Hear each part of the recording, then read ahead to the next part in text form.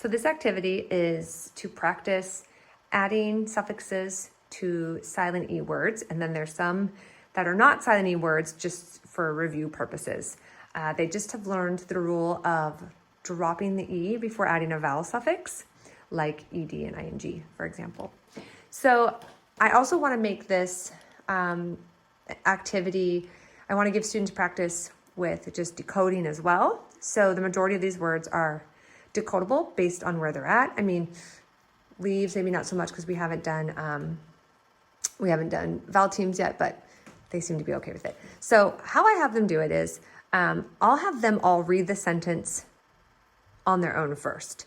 And I do that because sometimes if I jump right into like, let's read this together, I notice some kids aren't reading because I'm going too fast, or they just are intimidated by kind of decoding on the spot like that. So I say, I want to give you guys time to decode these words on your own. Then we read it together. Steve raked the pile of leaves. And I asked, does that sound right? No, we need a suffix. So for this one, because ED and S would both sound right, so I'd have to give a prompt, right? Like I'd have to say, can you show me if this was yesterday, or if I wanted to say Steve rakes the pile of leaves, which one would I use? And then they'd say suffix S. So for suffix S, we're just going to add it to the end of the word. We're not going to drop anything. So then we would reread the sentence now with the suffix. Steve rakes the pile of leaves.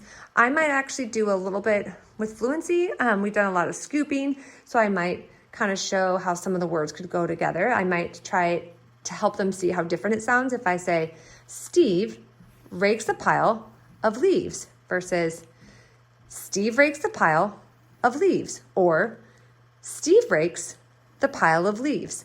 Just kind of added as like an added fluency bonus, and I always have them repeat after me when I've done it. Then we go on to the next one. My mom is bake a cake. Okay, that didn't sound right. Which one do we need? We need ING.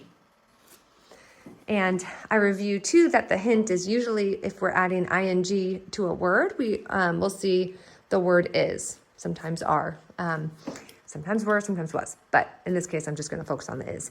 So then we would take the ING and I would ask them, or maybe even call on one of them to come up and put it. And I would say, would we put it after the E or would we cover the E? And we'd cover the E because it's a vowel suffix. How do we know it's a vowel suffix? It starts with a vowel, and we don't want the E and then the ING. So now we're going to reread our sentence. My mom is baking a cake. So then I just go through and I do that same thing with each of them.